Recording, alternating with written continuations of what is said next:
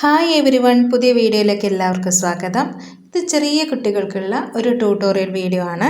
നമുക്കെല്ലാവർക്കും വീടും മരമൊക്കെ വരയ്ക്കാൻ അറിയാമല്ലേ? ഇതൊക്കെ യോജിപ്പിച്ചുകൊണ്ട് നമുക്ക് എങ്ങനെ ഒരു സീനറി വരയ്ക്കാമെന്ന് നോക്കാം. ആദ്യം നമുക്ക് പേപ്പറിൻ്റെ ഏകദേശം നടുക്കായിട്ട് എന്ത് ചെയ്യാം, ഒരു ലൈന് മാർക്ക് ചെയ്ത് കൊടുക്കാം. അതിനുശേഷം ഒരു വീട് വരയ്ക്കാൻ പോവാണ്. വീട് വരയ്ക്കുന്നതിന് മുന്നേ ആദ്യം നമ്മൾ ബേസിക് ഷേപ്സ് കൊണ്ടാണല്ലേ വരച്ച് പഠിക്കുന്നത്. അപ്പോൾ ആദ്യം എന്ത് ചെയ്യുക, നമ്മളൊരു ബോക്സ് വരച്ചു കൊടുക്കുകയാണ്. ആ ഒരു ഭാഗത്തായിട്ടാണ് വീട് വരേണ്ടത്. അപ്പോൾ അതിൻ്റെ മേൽക്കൂര വരയ്ക്കാൻ വേണ്ടി ഒരു ട്രയാങ്കിൾ വരച്ചു. എന്നിട്ട് ഇതിനെ ഡെവലപ്പ് ചെയ്തെടുക്കുകയാണ് ചെയ്യുന്നത്. കണ്ടോ, ഇതേപോലെ വരച്ചെടുക്കും. ഇനി ആ വീടിൻ്റെ ചുമര് വരച്ചെടുക്കുകയാണ്. നേരത്തെ വരച്ച ബോക്സ് ജസ്റ്റ് നമുക്ക് ആ വീട് എവിടെയോ ഏത് സൈഡ് വേണമെന്നുള്ളത് ജസ്റ്റ് ഒരു മാർക്ക് ചെയ്ത് കൊടുക്കുകയാണ് ചെയ്തിരിക്കുന്നത്. അതിനുശേഷം കുറച്ച് ചെരിച്ചുകൊണ്ട് വീട് നമ്മൾ വരച്ചെടുത്തിട്ടുണ്ട്. ഇപ്പോൾ ഏകദേശം വീടിൻ്റെ ഒരു സ്ട്രക്ചർ ആയിട്ടുണ്ട്. ഇനി നമ്മളിതിനെ ഡെവലപ്പ് ചെയ്തെടുക്കണം. ഷെയ്ഡ്സ് കൊടുത്തിട്ടും വാതിൽ വരച്ചിട്ടും ജനലൊക്കെ വരച്ചു കൊടുത്തിട്ട് എന്ത് ചെയ്യണം, ഈ വീടിനെ നമുക്ക് വരച്ച് പൂർണ്ണമാക്കി എടുക്കണം. ഞാനിവിടെ സ്കെച്ച് ചെയ്യാൻ എടുത്തിരിക്കുന്ന പെൻസിൽ 10B പെൻസിലാണ്. ബട്ട് നമ്മളത് യൂസ് ചെയ്യുമ്പം എന്ത് ചെയ്യണം, ഫസ്റ്റ് നമ്മൾ സ്കെച്ച് ചെയ്യുമ്പോൾ എന്ത് ചെയ്യണം, ലൈറ്റായിട്ട് മാത്രം സ്കെച്ച് ചെയ്യാൻ ശ്രമിക്കണം. ഒരിക്കലും പെൻസിൽ അമർത്തി പിടിച്ച് പേപ്പർ മോശമാവുന്ന രീതിയിൽ നമ്മൾ പ്രഷർ കൊടുത്തുകൊണ്ട് വരയ്ക്കാൻ പാടില്ല. അപ്പം നമ്മൾ വര ശരിയാവില്ല. ലൈറ്റായിട്ട് വരച്ച് പഠിക്കണം കേട്ടോ. സാധാരണ നിലയിൽ നമ്മൾ സ്കെച്ച് ചെയ്യുമ്പോൾ 2B പെൻസിൽ അല്ല HB പെൻസിൽ മാത്രമേ യൂസ് ചെയ്യാറുള്ളൂ. പക്ഷേ നമ്മളിപ്പോൾ ഈ ട്യൂട്ടോറിയൽ ചെയ്യുമ്പോൾ നിങ്ങൾക്ക് കാണാൻ വേണ്ടി കുറച്ചുകൂടി ചിത്രം വ്യക്തമാകാൻ വേണ്ടിയാണ് കുറച്ച് ഡാർക്ക് ഷെയ്ഡുള്ള പെൻസിൽ എടുത്തിരിക്കുന്നത്. ഓക്കെ, അങ്ങനെ ഇപ്പോൾ നമ്മൾ വീട് ഏകദേശം ഫിനിഷ് ആയിട്ടുണ്ട്. ഇനി എന്ത് ചെയ്യണം, അതിന് ഷാഡോ വരുന്ന ഭാഗത്തൊക്കെ ഡാർക്കൻ ചെയ്ത് കൊടുക്കണം. വീട് ഏകദേശം ഫിനിഷ് ആയപ്പോൾ ഇനി നമുക്ക് ഇതിൻ്റെ സറൗണ്ടിങ്സ് വരച്ചു കൊടുക്കാം. കുറച്ച് ചെടികളും മരങ്ങളൊക്കെ ആയിട്ട് ചെറിയൊരു സറൗണ്ടിങ്സ് വരച്ചു കൊടുക്കാം ഇതിന്. അതിന് നമ്മൾ ആദ്യം ഒരു മരമാണ് വരച്ചെടുക്കുന്നത്. മരം വരയ്ക്കാൻ എന്ത് ചെയ്യണം, ജസ്റ്റ് ഒന്ന് ലൈൻ ചെയ്ത് കൊടുക്കുക. ഇതേപോലെ ഒന്ന് വരച്ചെടുക്കുക. നമുക്ക് തെറ്റ് പറ്റിയാലും അതിനെ ഡെവലപ്പ് ചെയ്തെടുത്തിട്ട് എന്ത് ചെയ്യണം, പെർഫെക്റ്റ് ഫിഗറിലേക്ക് എത്തിക്കാൻ വേണ്ടി ശ്രമിക്കണം. നമുക്ക് സാധാരണ നമ്മൾ ചെയ്യുന്നത് പോലെ ഇതുപോലെ ഇലകൾ വരച്ചു കൊടുക്കുകയാണ്. എൻ്റെ കുഞ്ഞു മക്കൾക്ക് ഇത് വരയ്ക്കാൻ വേണ്ടി ബുദ്ധിമുട്ടുണ്ടാകില്ല എന്ന് വിചാരിക്കുന്നു. കാരണം നമ്മൾ പൊതുവേ സ്കൂളിലൊക്കെ കോമ്പറ്റീഷനൊക്കെ പങ്കെടുക്കുമ്പോൾ ഇതേപോലെ മരങ്ങളൊക്കെ വരയ്ക്കാറുണ്ടല്ലേ, അതേപോലെ നൈസായിട്ട് നമ്മൾ എന്ത് ചെയ്യുകയാണ്, ഒരു മരം വരച്ചെടുക്കുകയാണ്.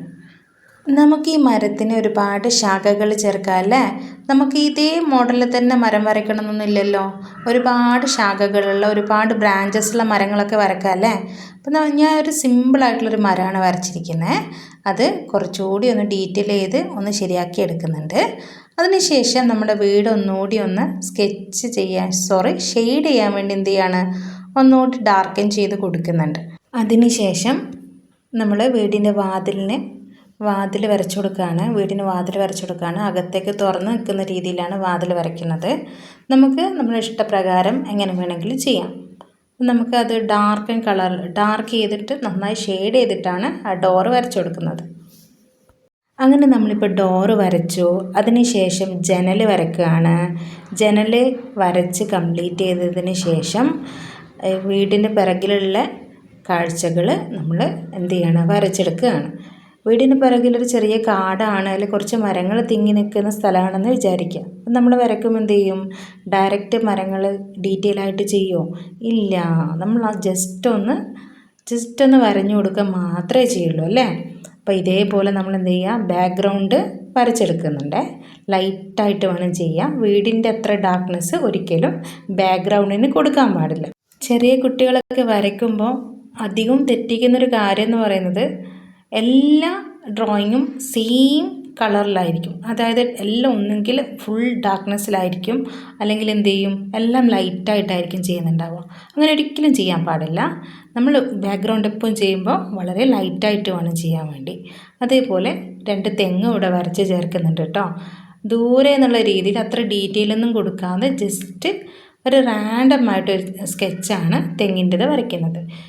തെങ്ങ് വരയ്ക്കുന്ന ഡീറ്റെയിൽ വീഡിയോ ആവശ്യമുണ്ടെങ്കിൽ എനിക്ക് കമൻറ്റ് ചെയ്യണേ. നമുക്ക് ഡീറ്റെയിൽ ആയിട്ട് തെങ്ങ് എങ്ങനെ വരയ്ക്കാമെന്ന് പഠിക്കാം കേട്ടോ. അങ്ങനെ നമ്മളിപ്പോൾ ഏകദേശം നമ്മൾ സറൗണ്ടിങ്സ് അതായത് ബാക്ക്ഗ്രൗണ്ട് വരച്ച് കംപ്ലീറ്റ് ചെയ്യാനായിട്ടുണ്ട്. 2 തെങ്ങ് നമ്മളിവിടെ വരയ്ക്കുന്നുണ്ട്. ഒന്ന് കുറച്ചുകൂടെ ദൂരെയാണ്, ഒന്ന് കുറച്ചടുത്താണ്. നമുക്ക് ഈ വർക്ക് ഫിനിഷ് ചെയ്ത് കാണുമ്പോൾ മനസ്സിലാകും. ഇപ്പോൾ വരച്ചുകൊണ്ടിരിക്കുന്ന തെങ്ങാണ് കുറച്ച് പിറകോട്ടിരിക്കുന്നത്. അത് നമ്മളെങ്ങനെ വരച്ചെടുക്കുന്നത്, ഒന്ന് കുറച്ച് വലുതായിട്ട് വരച്ചു, ഒന്ന് എന്ത് ചെയ്തു കുറച്ച് ചെറുതായിട്ട് വരച്ചു. അപ്പം നമുക്ക് അതിൻ്റെ ദൂരം മനസ്സിലാവും. നമ്മളൊക്കെ ചെയ്യുന്നത് എവിടെയാണ്, ഒരേ ഒരു സർഫേസിലാണ് ചെയ്യുന്നത്. അതിൽ നമ്മൾ വരയ്ക്കുന്നതിൻ്റെ ഉള്ള വലിപ്പ വ്യത്യാസത്തിലാണ് എന്ത് ചെയ്യുന്നത്, നമുക്ക് ദൂരം ഫീൽ ചെയ്യുന്നത്. ഇപ്പം കണ്ടില്ലേ, മോശമില്ലാത്ത രീതിയിൽ നമ്മളൊരു സീനറി വരച്ചില്ലേ. ഇനി എന്ത് ചെയ്യണം, ഈ ഒരു സീനറിക്ക് ആവശ്യത്തിനുള്ള ഡെപ്ത് കൊടുത്തിട്ട് നമുക്ക് ഏകദേശം ഷെയ്ഡൊക്കെ ചെയ്ത് ഫിനിഷ് ചെയ്തെടുക്കാം. ചെറിയ ചെറിയ ഡീറ്റെയിൽസൊക്കെ ഞാനിവിടെ കൊടുക്കുന്നുണ്ട്. ഇനി നമുക്ക് വീടിന് മുന്നിൽ ചെറിയൊരു പൂന്തോട്ടം സെറ്റ് ചെയ്ത് കൊടുക്കാം. വളരെ ചെറുതായ രീതിയിലാണ് ചെയ്യുന്നുള്ളൂ. ചെറിയ ചെറിയ പൂക്കൾ വിരിഞ്ഞ് നിൽക്കുന്ന ചെടികൾ പോലെ നമുക്ക് തോന്നുന്ന രീതിയിൽ എന്ത് ചെയ്യും, ചെറുതായിട്ടൊരു പൂന്തോട്ടം വരഞ്ഞു കൊടുക്കുന്നുണ്ട്. അങ്ങനെ ഏകദേശം നമ്മൾ ചിത്രം അവിടെ ഇങ്ങനെ ഫിനിഷായി വരുന്നുണ്ട്. ഏകദേശം നമ്മൾ പൂന്തോട്ടം ചെറുതായ രീതിയിൽ ഫിനിഷായി വരുന്നുണ്ട്. അത് ഇപ്പുറത്തെ സൈഡും കൂടി നമ്മൾ എന്ത് ചെയ്യണം, അതേപോലെ വരഞ്ഞു കൊടുക്കണം. ചെറിയൊരു പൂന്തോട്ടം പോലെ ചെയ്ത് കൊടുക്കണം. ഓക്കെ, അതിന് ശേഷമാണ് നമ്മൾ ഷെയ്ഡിങ്ങിലേക്ക് കിടക്കുന്നത്. അപ്പം നമുക്ക് വേണ്ട രീതിയിൽ എന്ത് ചെയ്യണം, ലൈറ്റ് ആൻഡ് ഷെയ്ഡ് കൊടുക്കണം. നമുക്ക് എങ്ങനെയാണ് പ്രോപ്പറായിട്ട് ലൈറ്റ് ആൻഡ് ഷെയ്ഡും കൊടുത്താലാണ് ഒരു ചിത്രം നല്ല രീതിയിൽ ഭംഗിയായി വരികയുള്ളൂ. വെറുതെ നമ്മൾ വീട് വരഞ്ഞതിനെ കൊണ്ട് അതിനൊരു ഫിനിഷിങ് വരില്ല. ഇനി നമ്മൾ എന്ത് ചെയ്യേണ്ടത്, ഇനി നമ്മൾ ലൈറ്റ് ആൻഡ് ഷെയ്ഡ് കൊടുക്കാൻ പോവാണ്. ചെറിയ ചെറിയ വേണ്ടുന്ന ഡീറ്റെയിൽസൊക്കെ കൊടുക്കുന്നുണ്ട്. ചെറുതായ രീതിയിൽ കുറച്ച് ദൂരത്തൊക്കെ ചെടികൾ വളർന്നു നിൽക്കുന്ന രീതിയിൽ ജസ്റ്റ് ഒന്ന് വരഞ്ഞു കൊടുക്കുന്നുണ്ട്. അതിനുശേഷം വീടൊക്കെ നമുക്ക് ഷെയ്ഡ് ചെയ്തെടുക്കാം. ഇനി നെക്സ്റ്റ് നമ്മൾ ഷെയ്ഡിങ്ങിലേക്ക് കിടക്കുകയാണ്. വീടിൻ്റെ ആ ഒരു സൈഡ് ഭാഗത്ത് വെളിച്ചം അധികം തട്ടാത്തത് കൊണ്ട് തന്നെ അവിടെ ചെറിയൊരു ഷെയ്ഡിങ്ങിൻ്റെ ആവശ്യമുണ്ട്. അതുകൊണ്ട് തന്നെ നമ്മൾ വളരെ ലൈറ്റായിട്ടാണ് ഷെയ്ഡ് ചെയ്ത് കൊടുക്കുന്നത്. ഒരിക്കലും പ്രഷർ കൂട്ടി ഡാർക്കിൽ ചെയ്യുന്നില്ല. അതേപോലെ തന്നെ വീടിൻ്റെ ഇപ്പുറമുള്ള സൈഡിലും എന്ത് ചെയ്തു വരച്ചു കൊടുക്കുന്നുണ്ട്. മരത്തിൻ്റെ ഭാഗത്ത് വരുമ്പം മരത്തിൻ്റെ ഷാഡോ വരും. അപ്പോൾ നമ്മൾ വീടിൻ്റെ സൈഡിൽ എന്ത് ചെയ്യണം, കുറച്ചുകൂടി ഡാർക്ക്നെസ്സിൽ ഷെയ്ഡ് ചെയ്ത് കൊടുക്കേണ്ടതുണ്ട്. അതേപോലെ തന്നെ വീടിൻ്റെ മേൽക്കൂരയും നമ്മളൊന്ന് ഷെയ്ഡ് ചെയ്ത് കൊടുക്കുന്നുണ്ട്. മരത്തിൻ്റെ ഭാഗം വരുമ്പം അവിടെ കുറച്ച് ഡാർക്ക്നെസ് വരും. അതിൻ്റെ നിഴൽ വീടിൻ്റെ മേൽക്കൂരയിൽ തട്ടുമ്പോൾ ചെറിയൊരു ഡാർക്ക്നെസ് അവിടെ കാണിക്കണം. അതേപോലെ തന്നെ മരത്തിന് ഇലകൾക്കിടയിലും ഡാർക്ക്നെസ് ഉണ്ടാകും.